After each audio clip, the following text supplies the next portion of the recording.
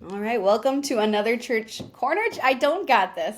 I tried so hard. Welcome to another corner church conversation.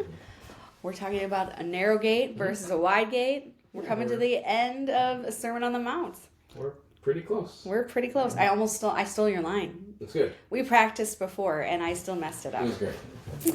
I appreciate your encouragement, Rich. I think it's this week, and then Is it two? and then retreat, and then two more. Okay. I think that's where we're at. I know. Last week, what did we talk about last week? It was the golden rule, but before the golden rule, it was Ask, seek, knock. yes. And I was like, we could have split that into two. There were so many good things for both of those that I was like, we could have added one more week in there just to spread it out a little more. Not that we haven't. I mean, I feel like we've we've been in this for a while. Which is what I wanted. Great. Yeah. It is really great. I love it. It's like our Genesis 2/3 of the year.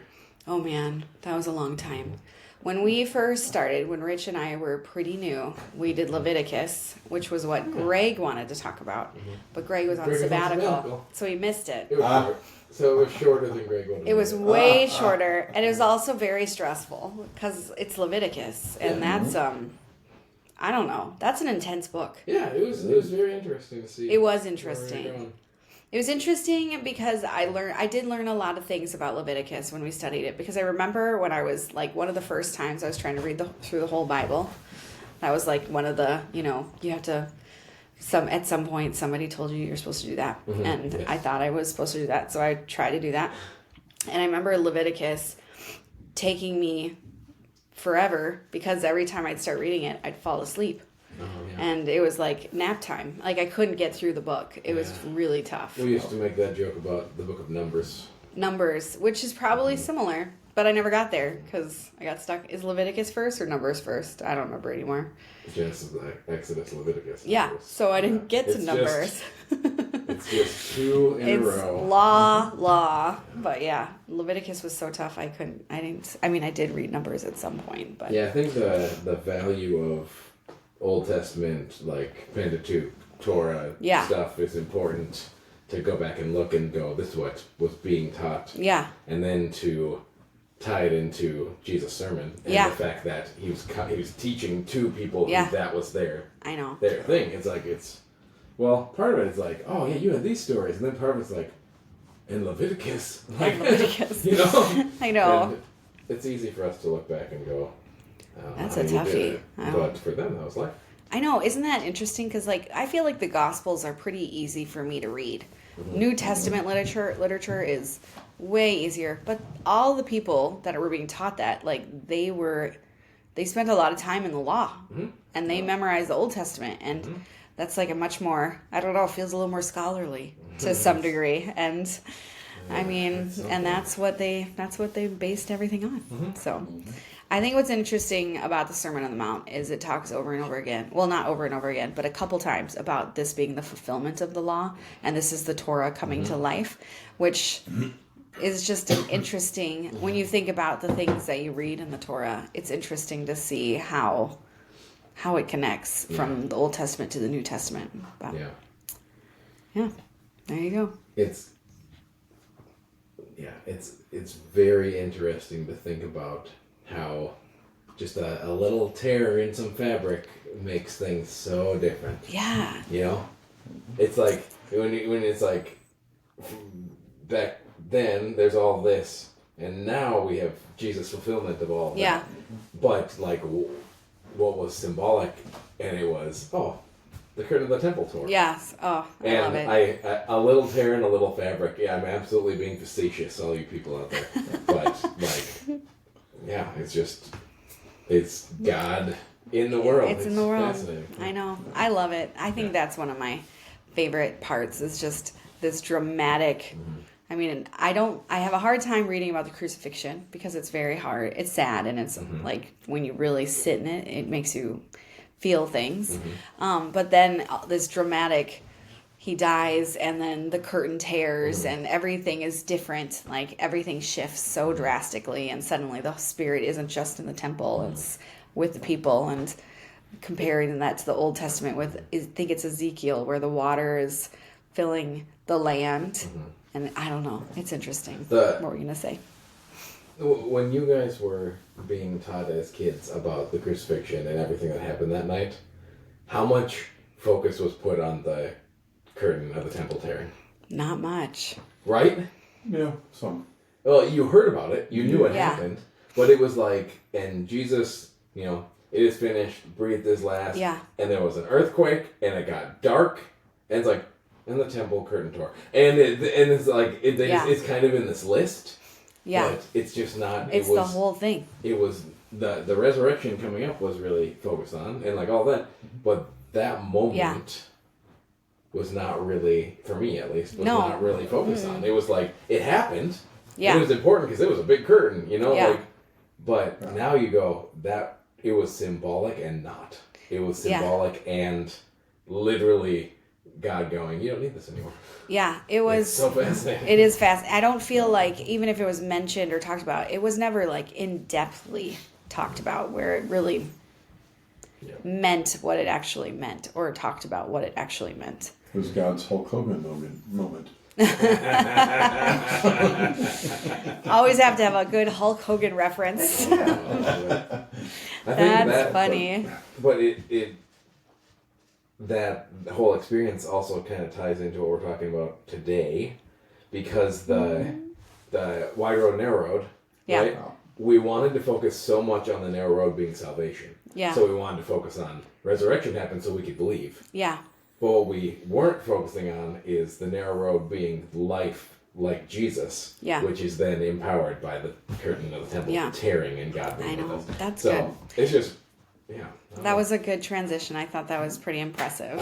I feel like a good transition needs to be acknowledged and talked about it.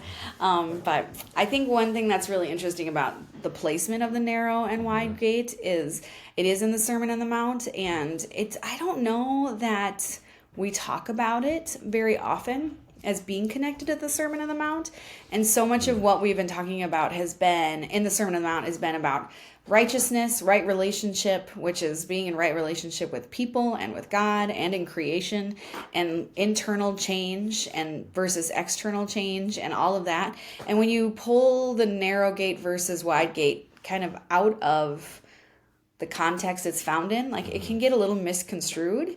And like before we started, Rich said something I thought was really interesting about just like how us talking about it versus how you've been talked about it in the past.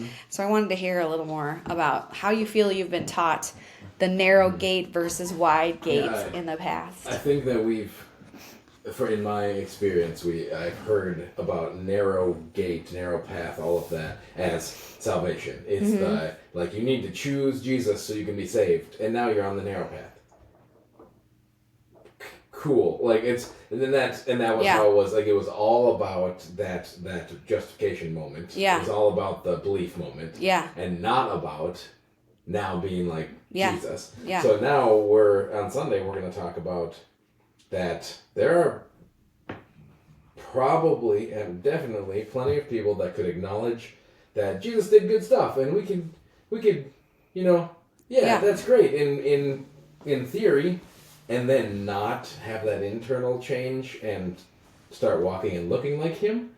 And that's really like the split there is the ones who have internal change and are actually trying to be like Jesus, and those who just want to look like it. And that isn't change. Well, and I think, like, when I was thinking about the narrow and wide gate, like, I feel like I've been taught, like, the narrow gate kind of leads to this legalistic view of behaving right, acting right, doing all the right things. And, like, the wide gate's doing whatever you want, you know? But, like, I feel like where it is in context, it's so much more about internal transformation versus the external doing all the right things. And so I feel like we've kind of been talking about it incorrectly for most of my life, because it's like so much about what's going on inside and doing the hard work of internal transformation, which is the hard work. Because for a lot of people, the law had become a checklist. Yeah. Yeah. The rich young ruler. Yeah. I checked all the boxes. Yeah. And Jesus said, great. That's fantastic. Yeah. But, there's more. There's more, yeah. And and it's the this whole expansion of you can tick all the boxes. There's a lot of people that can tick most of the boxes at least. But it's just kind of dead. It's just kind of a facade because there's nothing behind it other than just the effort to check them all off. And you can still, be a really crappy person. Yeah. Yeah. I think the other interesting thing here is like, there's not a single moment where you just go, yep, I'm going to be internally changed 100% and go over here. Or I'm just going to look like there perpetually is the choice of narrow gate, wide gate. Yeah. Like every day. Yeah. You could go, oh yeah, that Jesus person is pretty cool, but I'm gonna go do this. Like and then you can, you have to pick the narrow gate. You have to take the step to do it, and you don't just do it once. Like, belief happens, but now you get to go, am I actually gonna be changed? Am I gonna be like Jesus? Am I gonna do these things? Am I gonna build my house on a rock? Am I gonna all these things? And I just feel like we diminish the Christian walk, the walk towards Jesus so much when we say belief moment is the end all be all, now you go to heaven, that's the end. Yeah.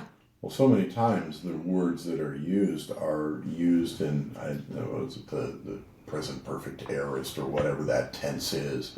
That means it doesn't stop. It's not finite. It's and it talks about be filled with the Spirit. That the actual way that word is used is being filled, and that's how a lot of these words are. A couple of weeks ago, I was looking at the in the Greek, and it was that same tense.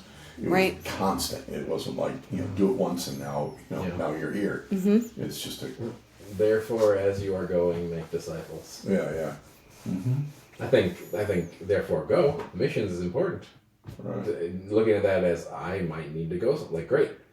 But also what's important is therefore as you get coffee, as you drive to the store, as you do these things, make disciples, Yeah. It's an every moment thing. Which is a little stressful. I mean, that's why the narrow road is so narrow. I can see why people would rather do the wide gate, where it is a checklist and it's a little more like, I think we talk about this a lot. The narrow gate feels much more abstract. Like, it's not so concrete, whereas just having a checklist is a concrete list of to-dos. And it's so easy for me to say, well, I did what I was supposed to today, versus this internal transformation. And I think sometimes the to-dos lead to internal transformation, but I also think that's a choice, right? Like, if I'm doing the external to-dos, like, I have to choose to let it impact me and make a change in my heart. Otherwise, it is just to check the boxes. And I love in this where we're tying it back to the Beatitudes. So we're tying it back to the beginning. Yeah. Where it's like the wide, blessed are the, et cetera, et cetera. So then you tie it back and you look and go, oh, a blessed life is when everything is fun and easy. Yeah. Like, that's wide road mentality, where a blessed life is walking with God no matter what. This narrow gate mentality. Yeah. And then you just go down it. And we've talked about it every single week. Like, do not murder. Right. Okay, great. Got it. That's a wide road, though. Do not hate. That's narrow. Yeah, so it's so easy. Yeah. I didn't murder anybody today. Thank goodness, right? I did it. I did it. But actually, then it's like, I am actively taking steps to not seeing this person and getting that visceral hate inside me. It just all ties together into external versus internal. It's so like, I feel like I'm listening and I'm like, this also, I mean, it seems strange to say, but it feels like it takes time and active time to make room to work through these things. And I'm just like, oh dear. Like, and every day. Yeah. You're going to have to pick a gate. Yeah. multiple times a day. Multiple times. I've had things. to pick a gate already today a few times when I printed, and it took too long. I had some choices. Do not murder. Also, don't hate the printer. Okay, maybe that's different, but it is very constant, and it feels very just proactive. And like I think about parenting, like younger parents are so intentional compared to older parents, almost to a degree of like it causing stress in their life because they're like every moment is a teaching moment. And sometimes there's just some life lessons that you live and learn through. But this feels very intentional, almost like younger parents, younger millennial parents that are just so intentional about how they're parenting. And that feels like a lot of work. Yeah, we have to be constantly on the lookout. It's not something, with a checklist you can just kind of lay back and go, wait for it to hit you, and oh yeah, check. But this you have to be on alert because like you're talking about not murdering. Yeah, that's pretty easy. Not hating. I know. It's even, but it's I like. Don't hate that guy too much. Because it's like not even. It's like dealing with your anger. Like it's even earlier than hate. Like. I haven't hate, but what else? It's like, but also deal with your anger. And I'm just like, well, I'm angry multiple times a day, And so it is just so, it's heart transformation. I didn't judge them for their choice. Yeah, but did you, kind of build into them? Did you, did you leave them better than when than when you first, came into contact? Yeah, but I didn't judge them. It's like,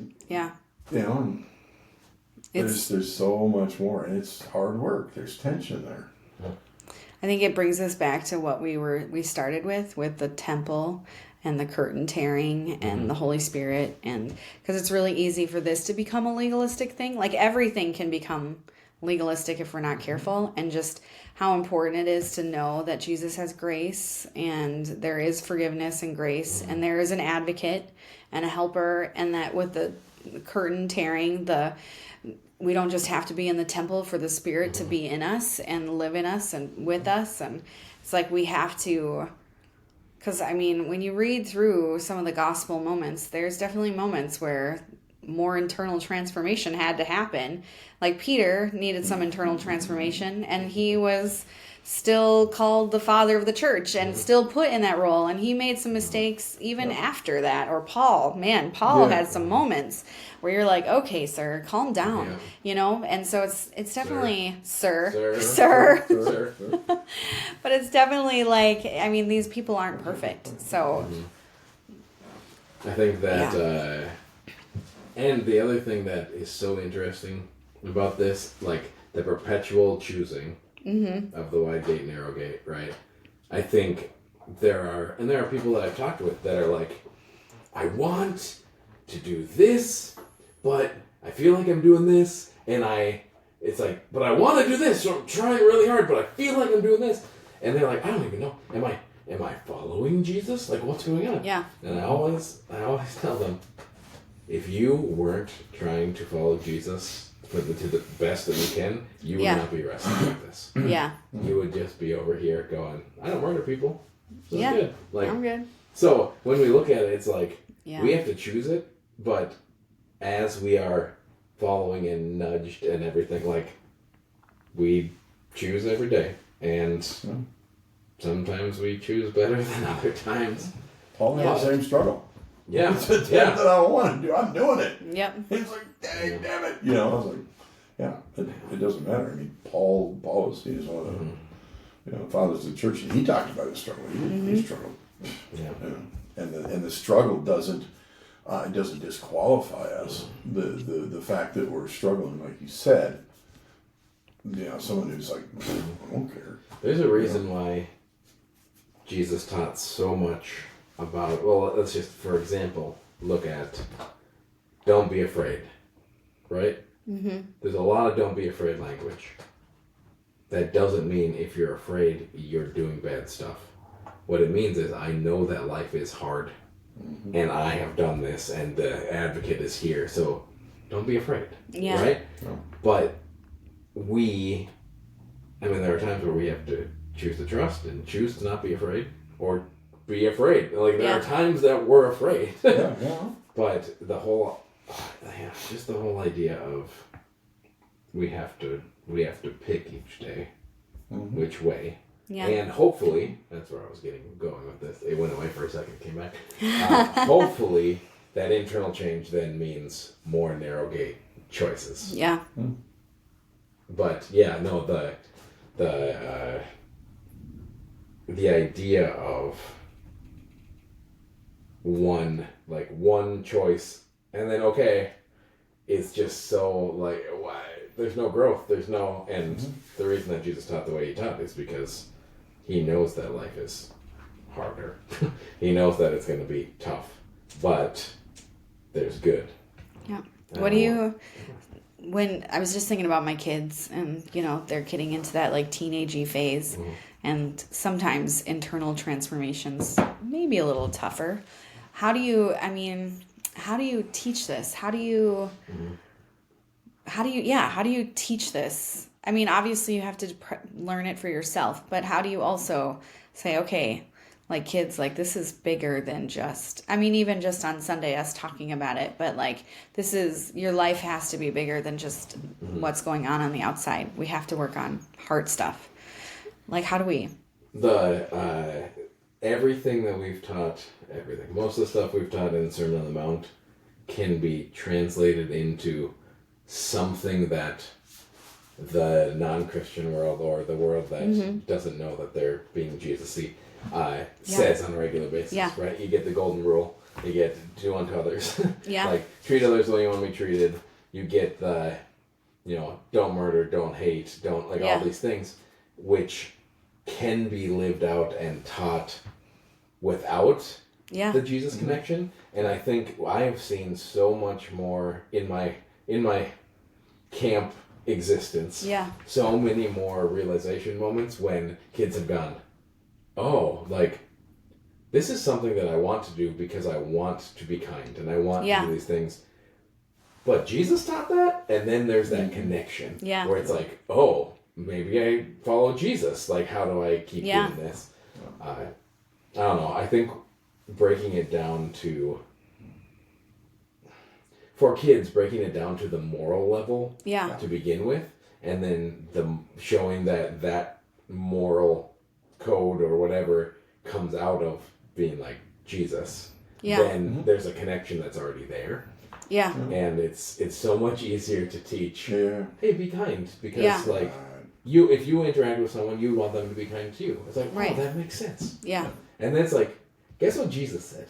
Yeah. You go to church and hear, do you want wait a second. Like, wait, hold up. I've heard this before. I hear this in school, and I hear this in church. Those things aren't supposed to work. This thing must be pretty good. Yeah. I like and that's kind of the approach that C.S. Lewis takes in Mere Christianity. He just starts out saying, there are things that are wrong. They're wrong. Yeah. When someone, messes with someone else, it's wrong. And that's where that starts. Yeah. He doesn't even touch the Bible or God or anything until several pages in. He just says, we all know there's something. Yeah. If it gives you the ick, there's a reason. Yeah. I like that. If it gives you the ick, there's a reason. Is that the wrap up? If it gives you the ick, there's a reason. We are so close to the end of the Sermon on the Mount. The building on a solid foundation. And I think the building on a solid foundation ties into choosing the narrow road every week. Yeah. Choosing the narrow road every week is a new brick in the solid foundation. I like that. Pretty good. That's the wrap up. That's the wrap up, not the ick. All right. Have a good week. We'll see you guys soon.